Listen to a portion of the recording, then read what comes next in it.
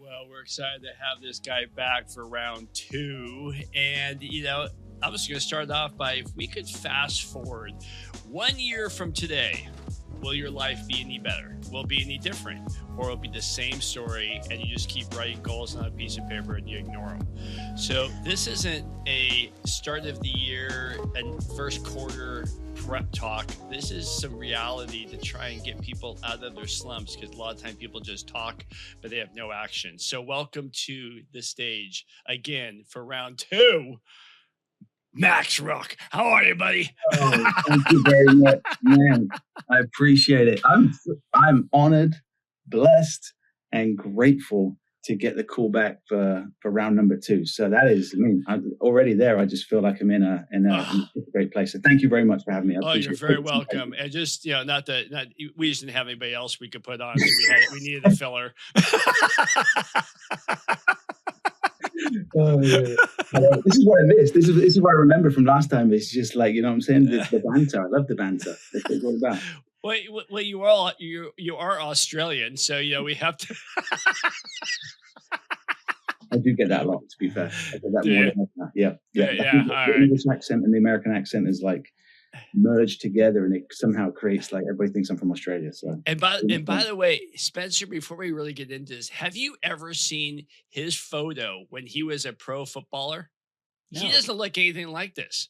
I see these pictures of him come out. He doesn't have the spiky hair, the short hair.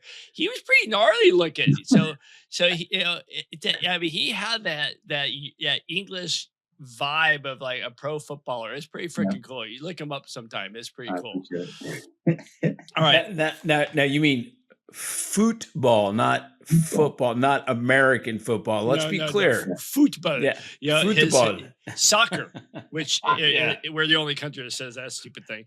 Anyway, you know what? I want to start off with how I introduce you. And I see this all the time. I see this in young people. I see this in older people. And they get stuck in the same rut and they want change, but they don't seem to get out of their own way. And if somebody keeps repeating the same thing year after year, they get out of college and they think the world is just going to open up to them, and they just sit there waiting for the life to come to them. It doesn't.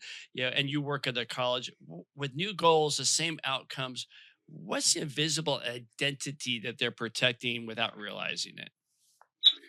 Man, let's hit them with the big question straight out the gate. What is the identity that's hiding? I think, man, what I love about every new year, we're in February right now. What I love about each new year is there's this zest. There's like, it's almost like these certain markers in life give us checkpoints to be able to start to rethink, okay, like, what do I want? What am I about? Like, and so that's where these New Year's resolutions come out. It's where you start, have these people have this energy leading into January. And then what happens? Like 80% of people fail on their goals and their ambitions and the things they want to change by the end of the month. We're now into February, and all of a sudden, like you say, people don't follow through on those things. And so I think there's two components to it. I think the first is you got to have clarity, right? You got to have clarity on what it is that you want. I think that many people, they don't know what they want. They can tell you exactly what they don't want. I can tell you what I don't want. I don't want to be unhappy. I don't want to be miserable anymore. Like, well, okay, great. Well, how are you going to do it? Like, so I think some people, to start off with, are not clear on what they want. And I think if you can get clear and you can have clarity on what it is you want, not what you don't want, not what you're trying to avoid, but what are you actually trying to move towards? I think that is such an important piece, But then I think this is what you're alluding to. And I love this quote, and I've kind of used it. It's kind of a mantra of mine, is the purpose of the goal is not to reach the goal. The purpose of the goal is what it makes of us and who we become in the process. And so I think that shift of like being so goal driven by kind of understanding who we need to be to get that which we want, I think is a different way of looking at things. And as you know before from last time, like I'm such a fan of creating a different perspective on things. What is, when you look at something and you see it one way, and maybe there's a small shift that can create an extraordinary result. What small shift can give you a different level up to achieve the things that you want, to overcome the things that hold you back. And so one of those things I think is this idea of like being goal driven, but then understanding that the purpose of the goal really isn't to reach the goal. The purpose of the goal is what it makes of us, what it challenges us to do, who it challenges us to become. And from that, who we become in the process. And so that identity shift, I think a lot of times we want things, but what we want doesn't match who we are. So then we have to go about the process of trying to figure out who we need to be to get that which we want. So it's one thing to make goals, and it's another thing to match that with who we are, and I don't think many people go through the process of actively trying to change who they are so it can match the higher goals that they have and the higher dreams that they have in the next level that they want to pursue. So yeah, it's great question. It's interesting for the viewers out there and listeners. It's if they can answer the question, what's the worst time in their life? They always talk about the bad stuff first, what they don't want, like you would, paraphrasing what you had mentioned. And they're often quick to be able to cite several bad examples, but yet when you ask them, talk about something good, and they have to think about it, and sometimes they don't have the answer. So, that's a good challenge to start the show with, just that alone. Yeah. If there's anybody, oh, sorry, go ahead. No, I look at it like our adversities are our advantages, Yeah. I mean, it's a different way of looking at it. I'm saying it's all perspective, right? And again, I go back to what I talked about last time. It's like I'm such a big fan of these small shifts that could create different results. If you could just see that your adversities are actually your advantages, man, that's a whole different way of looking at it, So, well, you said the golden word, perspective. Everything is perspective, and that will either motivate us or depress us. Either one, it's all a matter of perspective. So if there's anybody super qualified for answering the next question, it's you as a coach, as someone who is a master motivator of your athletes and people, and you write it in the book and take it to the max. So most people wait to feel motivated before they act on something. I mean, I've been in fault for that too, as well. But from a performance psychology standpoint, why is that kind of backwards? And what would you say about that? What drives that lasting change? Yeah. Well, motivation for me, broken down, means what is your motive for action, right? And I've always looked at that, like you see these motivating quotes, and I love those, and I post those myself. Like it gives us these boost of energy, right? It's like, Cam, what's your motivation? What's your why? But broken down, really, motivation is what is your motive for action, right? And because action has to be preceded by something, has to be preceded by a motive, right? And an intention, if you will. And so goals are a part of it. But I love distinguishing this, and I know we've had sort of discussions about this before, but like this timeline, right? There's this timeline, or I should say like a linear line. And oftentimes there's two ends where a lot of stuff happens, where a lot of action happens, right? And it's when we are inspired by something or when we get desperate for something, right? And so for me, I always talk about this idea of the difference between good and great, right? Well, what's in the middle of that like linear line is good, right? A lot of people have a good life, right? They get good results, not great, but they get good results. And also things aren't tough in their life, or maybe, every now and again something happens, but they're just kind of sat in that zone of like good, like I'm okay. Things aren't necessarily the way I would hope they would be, but they're not bad enough for me to make a change. And so we kind of spend a lot of time just swirling in this area of like good. But when we can get out of that and we can get, motivated, right, to this motive for action, if you will, it really comes down to pushing ourselves to one end of the spectrum. And that's, we can be inspired by something. When you get inspired by something, when you get, like the energy, I always say this when grabbing my shirt, for those of you that like not necessarily watching this, right? If you're listening to it. So I'm grabbing my shirt. When you're pulled by something, like that invisible energy that pulls you towards something, you're being inspired by something, you're moving. It's like, man, I'm going after that. I want to make this change. Maybe I want to make this change for myself. Maybe I want to make this change to make the world a better place. But you get inspired by something and it pulls you towards it. Like there's different energy from pull versus push. When you have to push to make something happen, That's different from something that pulls you towards it, like a magnet, right? And so when you're inspired by something, that can create a lot of great things in our life. Now, on the other side, on the other end of the spectrum, is desperation, equally as powerful. And when we get desperate, when things get so bad, there's no other choice but to change, that can also be very powerful too. And so when we can move along the spectrum from either moving into inspiration or moving into desperation, that's where a lot of change happens. That's where a lot of motivation, if you will, that motive for action, that's where it happens on two ends of the spectrum. Nothing really gets done in the middle. And I have a story, if you want me to share, I can share you a story a little bit about kind of how desperation is a powerful tool as well, right? And so, as you know, I work here at Pepperdine University, and so there was a time where we have a lot of players who are top of their game. They're the best of the best. They come in, they're a big fish in a little pond. They get to Pepperdine, all of a sudden they're like the little fish in a big pond. So we had this player one time.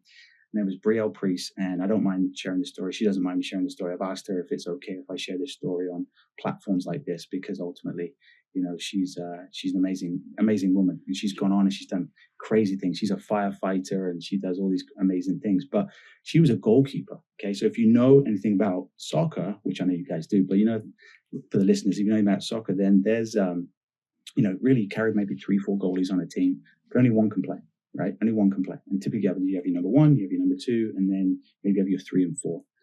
So at this time in her career, early on in her career, like sort of freshman year, sophomore year, she was the number 2. She was playing behind a very, very good goalie. And so she wanted to be the number 1.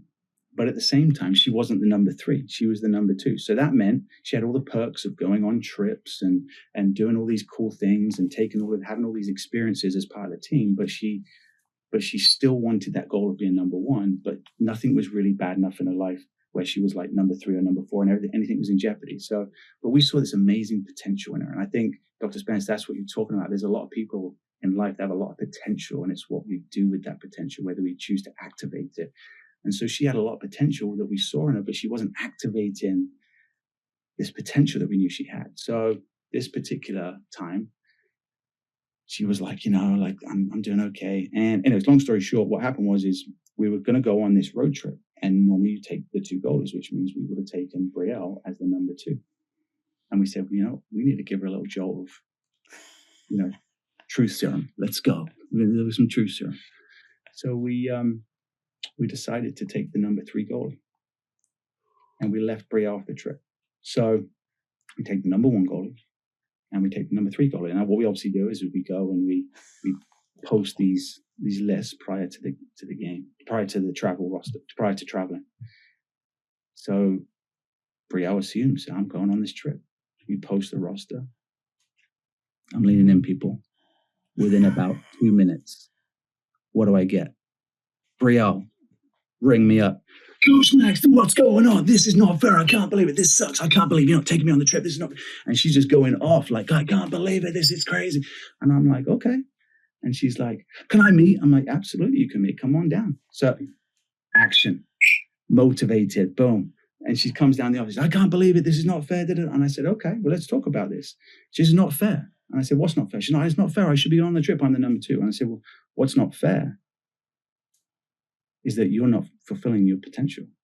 You have the ability to be an extraordinarily amazing player and human being, and you're not even using 50% of what you've got. That's not fair. So we left her off the trip. We come back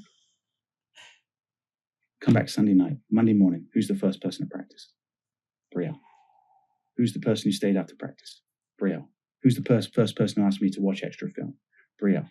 Who's changed her diet? Brielle. Who's seeking extra help? Brielle. Who's sitting in the front of class? Brielle. And all of a sudden, her whole life changed.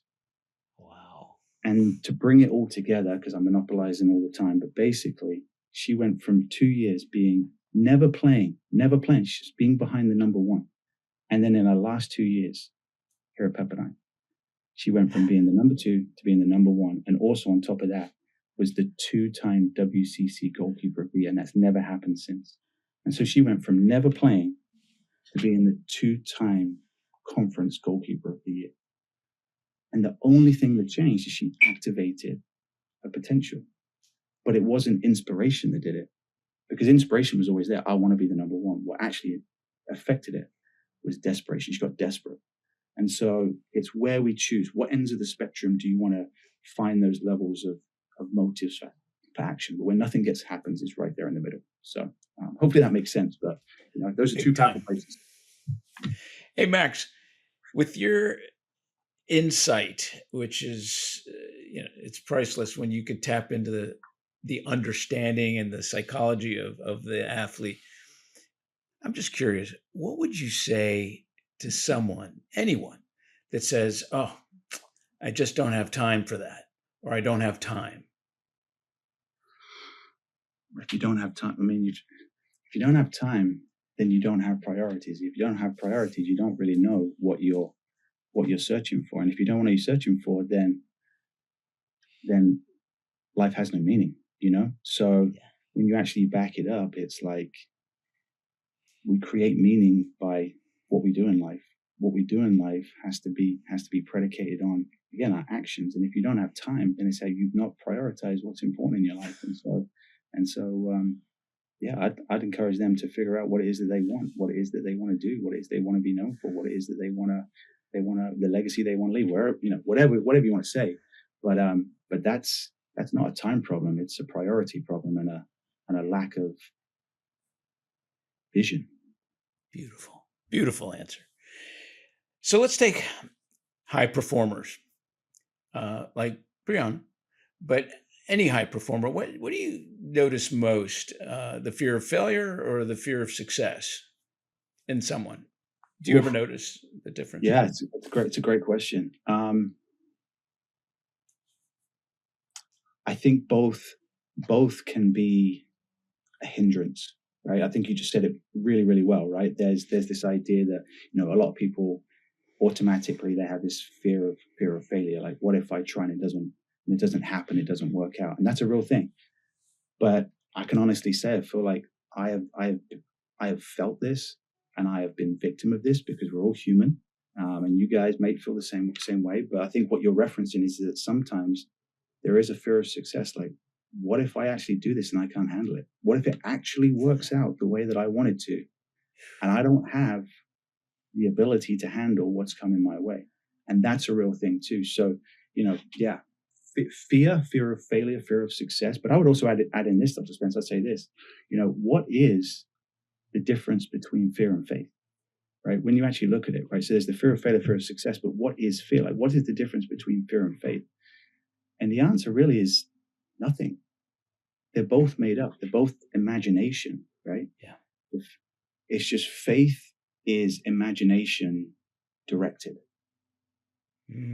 right? It's directed towards something. I have a faith that if I do this, this is going to happen. I have a faith that if I put my efforts here, it's all going to work out the way it's supposed to. When we talk about faith, we're not just talking necessarily just about spiritual faith, right? Which is obviously, for those that is a part of them, that's a very powerful tool. But faith is a faith in something that if I do X, then Y is going to work out, right? So, but really, faith is just imagination that's directed, and fear is imagination that's undirected. And when it's undirected, it takes you down paths that you don't want to go.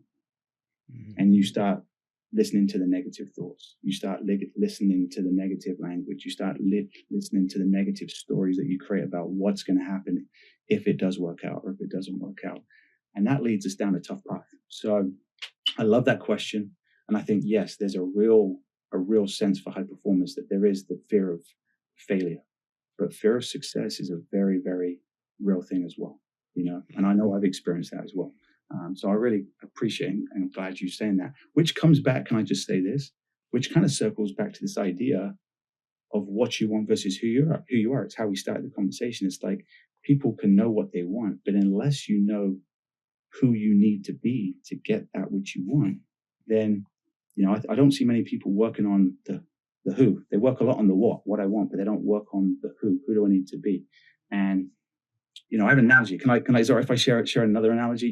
Dr. Terry, you're going to like this one. Okay. You're going to like this one. So, because I'm from England. Okay. So I'm from England. And for those of you that are like, be able to see this watching it, when you go in the clubs, right? You're in the club in England, right? So I have like, it's like, I don't know why I'm doing this, is funny. But you're in the clubs. So you have these like 2 dance moves, right? These 2 dance moves. And what you've got is you've got top shelf, right? To the beat, like top shelf, boom, boom, bottom shelf, top shelf, bottom shelf, top shelf. Right? That's one dance move, right? That's one dance move. The other dance move is this, right? It's big box, little box, big box, little box, big box, little box, big box, little box. And then you put the 2 together and you have top shelf, bottom shelf, big box, little box, big, and you can dance to any song and anything like that, right? So you're like, I think you guys are looking at me going, what is this guy talking about, right? What are we doing here? How does this apply to high performance? So I created this thought in my head about an analogy, and I called it the big box, little box analogy. And it's based off of that, my dance moves, big box, little box, right? And what it is simply this, is if we have a goal, we have a big goal that we want, and let's say that's the big box, okay? If the other box, which represents who we are, if it doesn't match that box in size and quantity and stuff like that, then there's a discrepancy, and those 2 things aren't going to happen, right? So if you have this big box, and inside that big box is big goals, big dreams, unless you create a secondary box of who you need to be that matches that, then there is no way you're ever going to reach that goal, that dream. Because, how do I say it? Like, we all act consistently with who we believe we are. Yeah. Right? Like, the strongest force that resides within us is the need that we have to stay consistent with how we define ourselves and who we believe we are.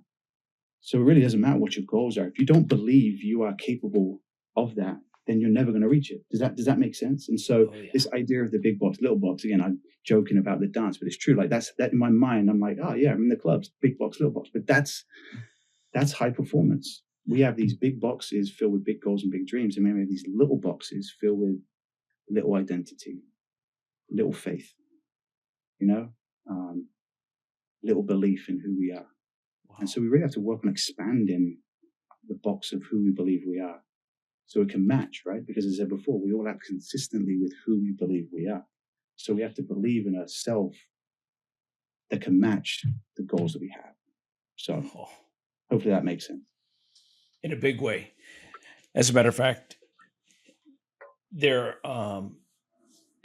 a Dr. Joe Dispenza talks about in one of his books about beating cancer, and he talks about a woman who was heading towards stage 3 cancer, but she had to change her life completely and turned it around by putting herself in that big box of health, because she was in that little box all her life of poor eating habits, watching the news, and how dismantling it is to your emotional integrity. And you have to really, I mean, it may seem easy for some, but it is a challenge to completely change your life to a new identity. For sure. So, absolutely. Yeah, so top shelf, what was bottom that? Shelf, big box, little box. Put them together, works with any genre. You can do it to country music, you can do it to pop music, you can do it to I still do the windshield wiper. Or the sprinkler. Or the sprinkler. The sprinkler.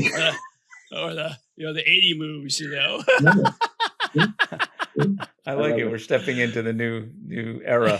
Big box, little box. Boy, that is my takeaway for today. Big box, little box. There you go. Yeah. There you go. Hey, Max. There's always been a conversation about mental toughness. Come on, you got to have mental toughness. But what how does that work? And is it really a thing, mental toughness? And what is willpower? What does Yeah. that really mean? Oof, yeah. I definitely feel like mental toughness, mental wellness, right? New space of like very important, right? Mental health. But they're all kind of new ways of looking at old problems, if you will, right? And so you gotta have mental toughness. You got to be resilient. That's another buzzword, resilient. And I think they're all connected in ways, and they all deal with the same sort of thing. And then you mentioned willpower, right? Having willpower, and I'm trying to create these threads that kind of leads back to where we can see that there's some similarities in everything that I believe and everything I'm talking about here, which I know you guys understand, which is that, as soon as you said willpower, Dr. Spence, I think I said, for instance, that force, right? And again, going back to that shirt, being pulled by something, by being pushed by something. I like it when you said willpower, because the first thing that comes to my mind is the difference between willpower and Whypower, right? Willpower and Whypower. When you have willpower, that's great. That's the push motion. That's the push energy I just described. When you're trying to make something happen, like willpower, like you're forcing to make it happen. And let's be real, there are times in life where you have to do that. Like the door didn't open. Like for you guys, you are, I try to say at least every time I see you, like I look at you guys and I'm so grateful to be a part of what you're doing, because I love what you're doing and I'm really proud of you guys. And I see that you didn't get to where you got to like that. Like there's a level of mastery that you had to obtain, and it took years to do it. And yes, there might have been some doors that were opened, but I bet there were some doors that you had to literally like kick down, right? You were like, it's not opening the way I want it to, so I'm literally have to go and kick it down myself. You know what I'm saying? I'm going to make the way. And that's that willpower that sometimes you have to have. So I think it's fair to say it's not just, you shouldn't have willpower. I think sometimes you need to use willpower to create sometimes the momentum that you need in life to get where you want to go. But I don't know if that's sustainable. Because constantly pushing for what you want and working hard for what you want is an important skill and character trait to have. No doubt. No doubt. Every high performer has that trait of hard work and discipline and fight and resilience and mental toughness. But sustainability of that can be difficult. That's where burnout comes in. So what's on the opposite of willpower is Whypower. And again, it comes back to the idea of desperation versus inspiration, because when you are living with Whypower, you know why you're doing it. And so it's a call to action, and it's almost like you're being pulled towards something. And therefore, you're going to do it. I'll give you an example. Can I give you an example? Because I love examples. There's no big box, little box. We're past that. Okay. So take note, check. We got that. Got big box, little box. Next one is like, for instance, if I said to you two, and I said, hey, look, and I know you guys, are awesome at what you do. And I said, hey, we stood outside this burning building. And I said, guys, hey, guess what? Inside that burning building right there is a $10 bill. And it's yours. And all you've got to do is go inside, and that $10 bill is yours. I'm sending Spencer in. Right? You're like, what is going on? What are we doing here? Yeah, I'm going to get my mate to go in there. Gee, are you kidding me? I'm not doing that. No way. You're like, what are we talking about here, Coach Max? Right? So you're like, okay, all right. Same scenario. You stood outside the burning building. You're looking at the burning building like you. I say, hey, guys, inside that burning building is a family member who you will be able to save. You will absolutely be able to save them. All you have to do is have the courage to go inside and go rescue them. What would you do then? Of course you go in there. Boom. Let me go. Kick down the door. Bam. That's not willpower. That's Whypower. That's understanding why you need to go into the burning building, right? And so many people constantly trying to make things happen in their life because we're trying to do it by willpower. But one of the most powerful energies we can possess is our why power, knowing why we want what we want, knowing who we need to be to get it, and tapping into those resources so that we come from a place of energy that is abundant because we know why we're doing what we're doing. And then you never run out of energy when you have that, by the way. And I feel like with you two guys, and I'll bring it back. That's why when I met you two guys first time, I saw the level you love what you do. You love what you do. And it shows every second. It shows on this podcast. It shows Dr. Terry when we've met in person. Like, it shows. And I don't think there's a day where you two guys show up with bad energy. You know, I mean, I imagine work for you guys, it's like showtime, go time every day, right? Because you love what you do. Why? Because you got Whypower. Yeah. Wow. Interesting. All right. While I let Spencer's things go down. Big box, little box. What's the top shelf?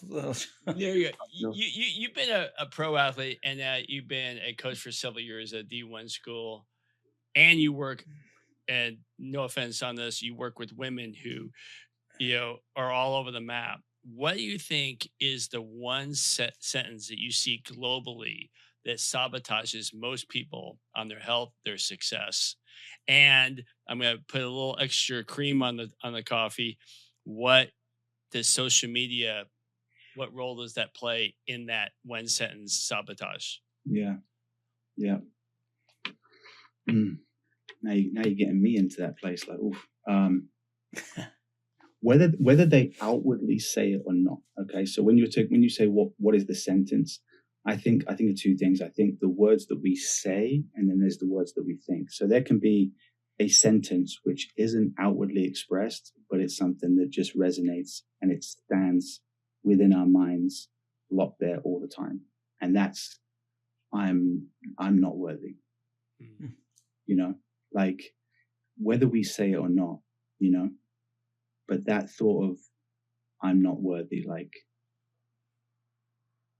I don't know if I can do it. I don't know if I have the capabilities, or I don't know if I should be the starter, or I don't know if I should be the captain. I don't know, you know, we sometimes, we're our own worst enemy, you know, and when we can actually see the power that resides within us, you know, which is not an easy thing to do, but when we can see what we've been called to do, again, putting all the strength, we can see our whys, we can see, you know, what we can build that little box into a bigger box to see what we're truly capable of when it matches, you know, what we want and stuff.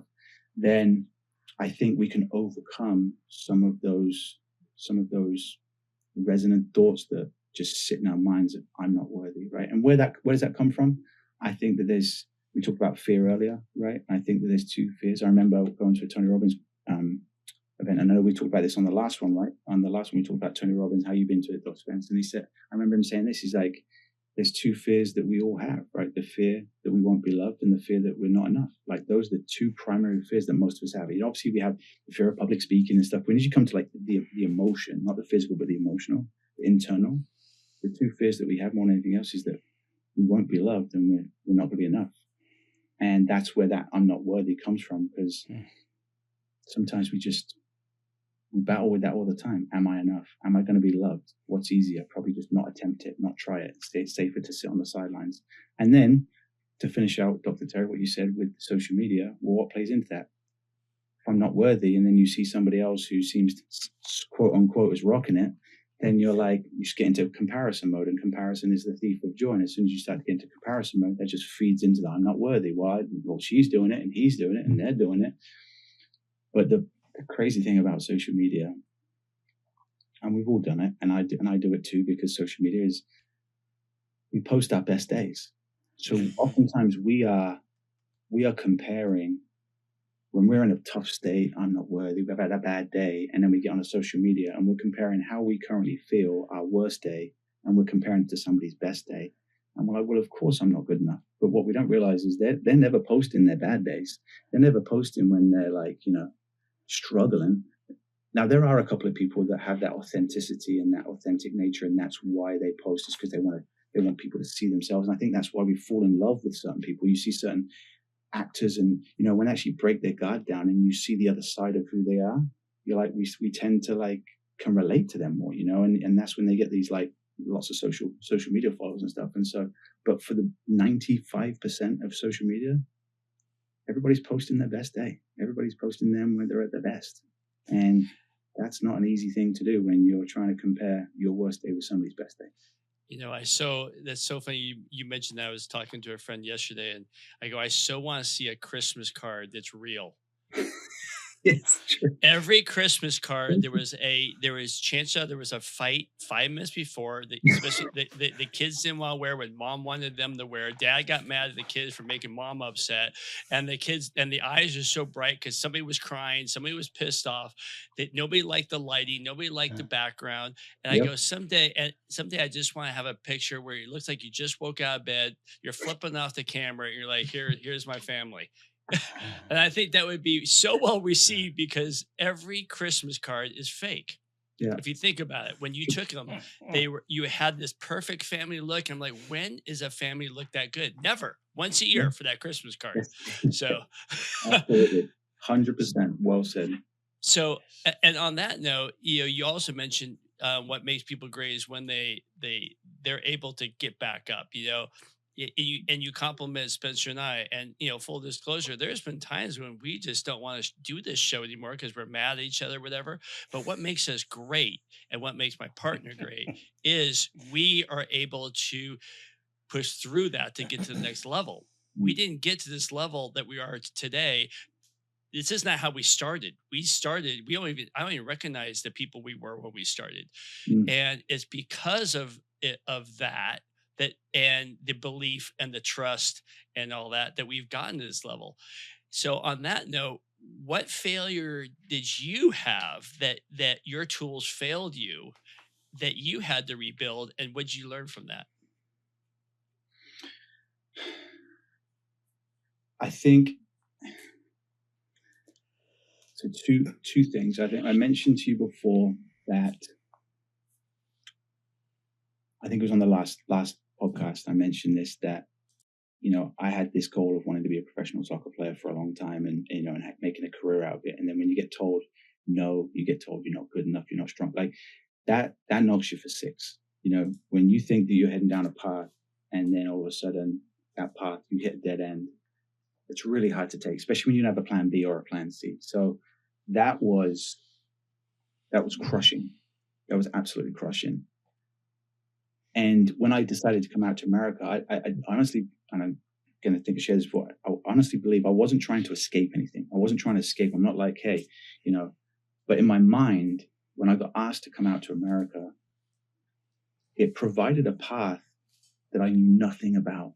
And I was like, this is an opportunity to create a new me. Now maybe I might not have been sort of at the time well versed enough and have had all of these experiences that I have now and have all these reference points and been able to done all these studies and stuff. But maybe unconsciously I was like, this is an opportunity to create a new me, And so I came out with a suitcase, a dream, and a positive attitude. Like, we're going to make this happen somehow. And 20 whatever years later, that was 1998, 28 years later. And here I am on this podcast talking to you fine gentlemen. And it's like my life fundamentally changed because of what I would perceive to be one of the, not just one of, maybe the biggest setback that I've ever had in my life, which is a coach telling you you're never going to make it in the game that you so love. You're never going to become the person that you said you set out your entire life to do, that you dedicated up to that point, 18, 19 years of your life was dedicated to that. And then somebody says it's not going to happen. And you're like, wow. I talk about identity shift. You're like, okay, how do we reinvent ourselves? So that for sure was something. And then maybe a little bit newer, like more context for right now. Talk about not being worthy. The Life to the Max sort of brand and where I'm going with this, and the reason that you've invited me, which I really appreciate, to be on this podcast, is for the longest time I was worried what people would think when I wrote something or when I put a video out there, and I spent far too long. So if you're asking what was a challenge, what was an event, I think that I spent far too long worried about what other people would think of the material that I put out there.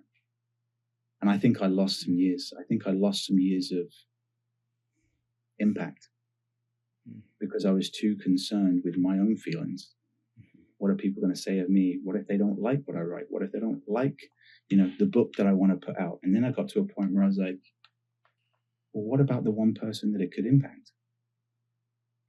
And that's a different way of looking at it. And so then I had to build this level of courageousness and strength within myself to be like, I need to look past that. I need to look past that. I need to look past what could happen, not what might happen if I just get the no, or I get the you suck, or you spelled this wrong, or you look weird on camera. And much like you, when you started your podcast, you had to go through some evolutions of yourself to get to where you are today. And I believe that I spent far too long worried about what other people thought. And when I finally got out of my own way, I wrote the book. I now create the journal, the Max Moments Journal, which I'm proud of too, that's come out.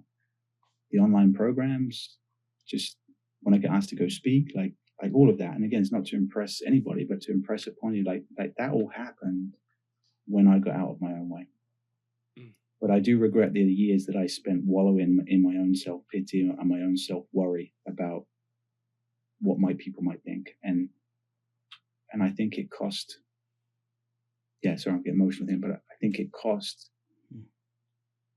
years of impact.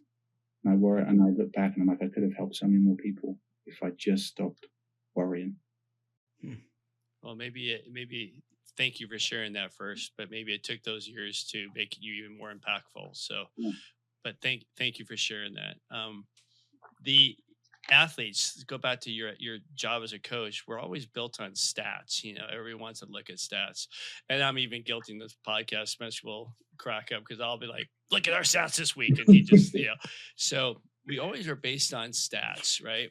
And yet, what do you think is the one stat that is hidden that most people, never show, that never shows up on the stat sheet, but it's a one stat that either can sabotage you, it's an internal skill, or that can make you great? That is such a great question. I don't think I've ever been asked that. That's such a great question. There's definitely some intangibles in the game. So if I just speak soccer for a second,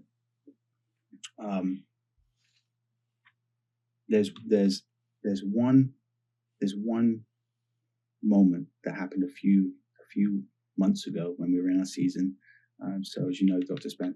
Terry, Dr. Spence, but we won the championship this past year with Pepperdine Soccer. So back before 2025, that was our last season. And so the second time in program history that we have won back-to-back championships. So we won multiple championships. It's hard to win one, but we were fortunate enough to win back-to-back. So not easy to do. But we did it. And we had a team of extraordinary young women that went through a lot and had to be all of the things we talked about. They had to be mentally tough, mentally strong, and resilient, and all those, everything we talked about. But there was this player, and I'll share her name, on my Tabby Lapel, and she was midfielder of the year, All-American. And I look at her and I look at her experience and kind of her trajectory and who she was when she came in, who she ended up being when she just left, because now she was a senior, she just graduated. But she had the intangible quality of hunger. Like there was a hunger that resided in her that every training session and every game, I'm like, it was present. And when it wasn't present, because every now and again, nobody's perfect. When it wasn't present, you could see it. You could see it in our team and you could see it in her, and I'm talking, there's only a few times it happened. But on the flip side, an example of this idea of hunger is we were playing Santa Clara, and Santa Clara is an amazing program, has a rich history. It always seems to be that we go toe to toe with them in terms of the WCC and stuff. And so much respect for them and what their staff has done for their program. And every game's tight. So this year we're playing at their place. And the game is 0-0. And there was like a goal that was called for, there was a goal called back. There was a PK, potential PK at the other end. And it was just back and forth. And it was 0-0. Anyways, long story short, there's 5 minutes left to go in the game. Ball comes out to one of our players. I'm just reacting like a big box, little box, and just like the ball comes out. A player takes on the chest. She opens up, right, and she looks up, and there's only like a few minutes left, and she's like probably 30 yards out from goal, and she's like, I'm just gonna whip this ball into the box. I'm just gonna stick it in the box, and we're gonna see what happens.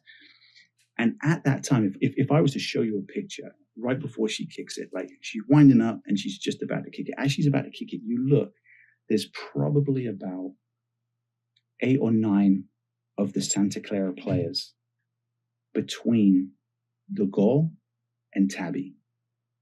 And everybody's looking at the ball. And all of a sudden, Peyton, who was the one who hit it, her head goes down. And now in soccer, that's like a signal. That's a cue. As soon as the head goes down, the next thing she's going to do is strike it. So if your head is up, you're kind of scanning. Head goes down, that's a cue. This thing's about to get launched. And all you see is Tabby. And she runs. And now if you add our players who were also in the box at that time, let's just say of the 22 players on the field, let's just say there was probably about 16 players that were between Tabby and the goal. This ball comes in, she just blows by everybody, meets the ball, matches the moment, matches her run with the trajectory of the ball. Ball comes in, boom, heads the ball, bottom corner, and we win that game 1-0. And in a tight game with 2 very good programs going toe to toe, matching each other, moment for moment, step for step, tackle for tackle. What was the difference? Hunger. A hunger to want to get to the spot, a hunger to want to make something happen, a hunger to say, I will not be denied. And that is something you cannot teach. That does not show up on the stats.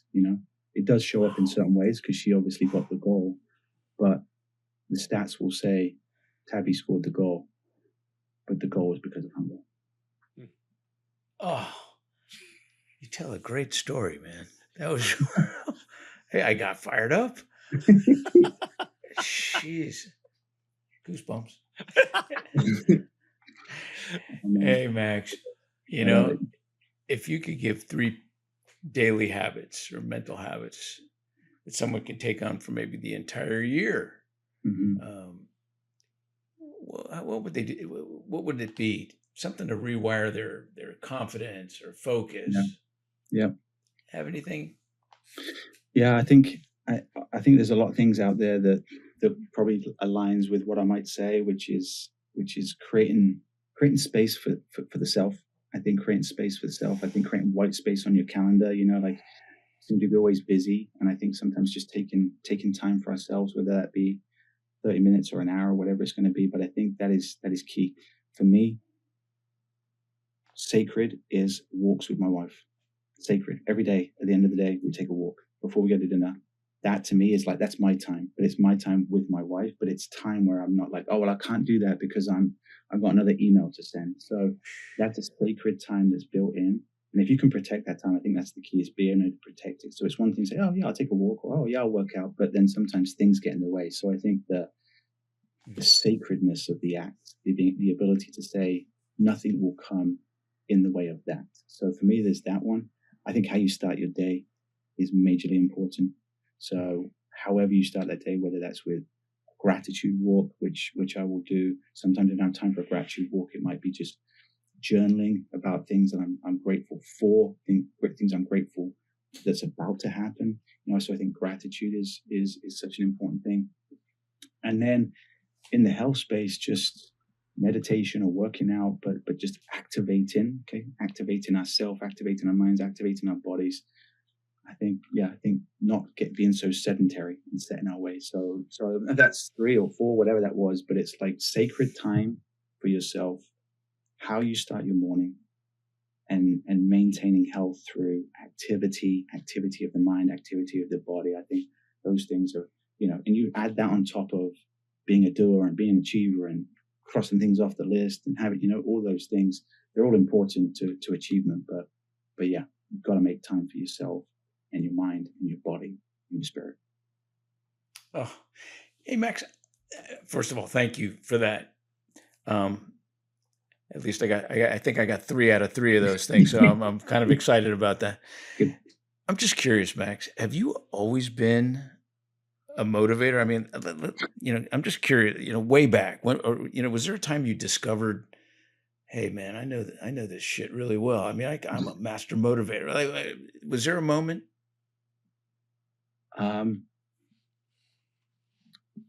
Okay. So that's another great question. And I think how I want to answer it is to say this. I'm a pretty quiet person. I'm a pretty shy person. So if you actually saw me day to day, I'm not the loudest person in the room. I'm not the, it's not that I'm down. It's just, I don't know if it's an English thing, but I'm not necessarily the first person. Hey, what's up? But that's not necessarily my ways. So I think what you're experiencing is when given an opportunity to share what I love and to share what I know can make a difference, then there's, boom, there's a switch that can come on and it activates. And so when I step on the field, it happens. When you step on a podcast, it happens. When you put me on a stage, if I'm in a room with people, I'm the last person to speak. But you put me on a stage in front of 100 people, 500 people, 1,000, I'm like, boom, let's go. You know what I'm saying? Because I think there's a switch. It's almost like, again, getting back to the Whypower. When I found out that this could be a thing that could help people, it's like, God has gifted me this. I can't waste it, So it's a responsibility that I carry to say, when given the opportunity to present myself here, it's not fake, by the way. It's not a fake. It's in me, and I want to share it, But the rest of the time, when I'm with my wife or I'm hanging out, I'm pretty low key. I'm pretty chill. But I think that also marks, come back to kind of the original, where we started everything. It comes back to, if you're presented with this opportunity to be on the Crackin Backs podcast, and this is the big box, right? And then Dr. Terry says, we got Max Rooke coming in, and I come in and I'm like, hey, and I'm just my normal self. People are like, hello. So there is a sense that I have to create my identity, and my identity when these moments are presented is there is a certain expectation and there's a certain level that's needed from me. And again, it's not fake, it's in here, but I don't have to have it all the time. But to make the impact I need to make, I need to bring the level that is required to make sure that the message is received, if that makes sense. So if you're asking me, when did I get that? It was when I realized that I had a gift, and when I had the God-given gift that I can't waste. So naturally you're reserved. I think that's that's a good way to put it, reserved. But I mean, take your younger days. I just want to know that moment that you go, man, where did that come from? And that you monopolized on it. Yeah, I don't know. I honestly, I don't know. I don't know if I could answer that for you. I think my wife. When you played though, when you let's say when you were playing soccer, football, soccer, yeah. What did you suddenly, were you able to turn it on? Same, different person. I'm a different person on the field and different person off the field. When I came on the soccer field, I'm yelling, screaming, boom, tackling, everything. And I get off the field and we're in the locker room and the guys are bantering and back and forth. And, I'm a part of it, but I'm not the one telling the jokes. I don't have any jokes. You know what I'm saying? So it was the same. It was the same when I was a player too, very reserved off the field, but step on the field. I look at it like this. You know about personas, right? And we talk about this. Sometimes I'll work with people. Hey, you can have a persona, this, certain athletes, they have, the Mamba mentality, right? You know what I'm saying, with Kobe Bryant, there's these certain mantras, right? They become somebody else. So I've always carried this. So this might be what you're looking for. Now I'm kind of registering. So I was playing long time ago in a championship game, and I remember somebody in the stands. This is when Gladiator was coming on. You remember? None of this Gladiator 2, but the original Gladiator, right? So like they're like Maximus, right? And they're in like the stadiums, like Maximus. So that's when that movie was coming out, and we was playing in a championship game, and I remember the fans, they were like Maximus, Max, and I'm like, oh, I like that. So I feel like if you were to ask me this difference of like two people, I think I'm Max off camera, off the field, and then I'm Maximus when I step on the field. I'm Maximus when I step into the arena. When I step onto the podcast, I'm Maximus, and then I'll go back to being Max when I need to. But when I'm needed, I'm Maximus. It fires me up, man. I love it. Thank you. That whole connection with Gladiator and Max, I just broke out in a sweat. All right, that's beautiful. All right, let's move into rapid fire questions, which means your answers need to be rapid fire. I remember last time I made them a little bit too long. Sorry. So little box, small box, not little box. Small box. Okay. Little box. Okay. Oh man. All right, Max. Here we go, man. Question number 1: what's the dumbest or funniest mistake you've ever made as a fresh college D1 player or coach, and what did that screw up teach you about mental performance that no textbook ever did? Biggest screw up was in practice, missed a cross finish, missed it, went by. I was so mad. I kicked the post and I broke my foot, and I was out for like that 3 or 4 weeks. And I realized, don't do that again, because then coach gets mad at you. The team's mad at you. You can't do the thing you love. Yeah, I was out for about a month because I was in practice. I kicked the post because I was angry. Beautiful. Question number 2: if you had to pick one song to play on the pitch to get your players in the right mindset to perform, what song would that be? There's a song. Her name Sigala is like the dance, big box, little box, Sigala, and it's Came Here for Love, and it is like it's all about coming from here, doing stuff from here. Came here for love, and it's a dance tune, and you can do big box, little box to it, top shelf, bottom shelf to it. Sigala, Came Here for Love. I'm going to look that up. Terry, I know yours because I've been listening to it in the gym every time. That's a good one, huh? Burn it down. What is it? Burn it to the ground. Burn it to the ground. Yeah. Man, I never realized I play that thing every day. Every day it's on my Spotify playlist, and it just sneaks in there, and I just go, "Oh, whoa! This is Terry's stuff, man." All right, good. I'm gonna look up Max's song. Question number 3: you obviously coach some pretty serious elite athletes and push them to perform under pressure. What's the stray thought or internal voice you still struggle with in your own life that you'd never admit to learn, or to never admit to your team, but now you'll tell our listeners? I don't think they're listening to me. Really? I'm doing my thing, and then they start playing. I was like, I just don't think they listen to me, because basically what they just did, I don't think they're listening to me. So. How funny! Yeah, I tend to notice that among certain females. Anyway, not you, Karen.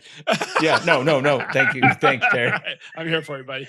No, she's great at listening. All right, question number 4: if tomorrow someone handed you a blank check to build your dream soccer or performance project with no limits, what would you build, and who's the first person you'd invite in, other than Dr. Terry? Oh no, your wife. Sorry, can I get reference? You said, is it soccer specific? Did you say, what do you say? I'm building a. Yeah, I said soccer specific, but you can go anywhere with that one. What would I build? Or a performance project. A performance project. Well, I would. What I'm working on, little plug, but what I want to create space for coaches. I want to build a community of coaches that could come in and can have high level conversations. There's not enough support for high level coaches. So I want to take something and create a space and a community to have high level conversations with coaches that need it. And because of coaching, I would get Jurgen Klopp, former Liverpool coach. He has to be there. That guy, talk about energy. That guy is full of energy. He's a legend. So I get Jurgen Klopp to come and represent and be a part of it, because he would be able to teach everybody a lot. But coaches need support. Coaches need love. Coaches need that a lot. So myself included. Super good. Like-minded people you want to be around. Mm-hmm. What? Last question, Max. What do you want to be remembered for?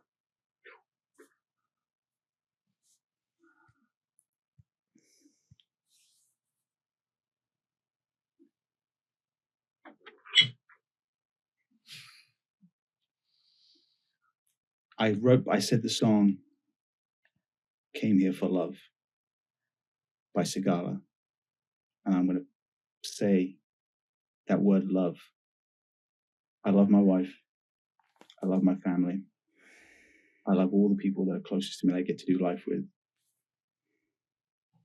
And I really love what I do. And so I think I'm making a difference because of love. And so if I can love people radically, if I can love people kind of and meet them where they're at, if I can provide a different perspective, all of those things that we're talking about today, it comes from a place of love for what I do, love for people, love for my family, love for my wife.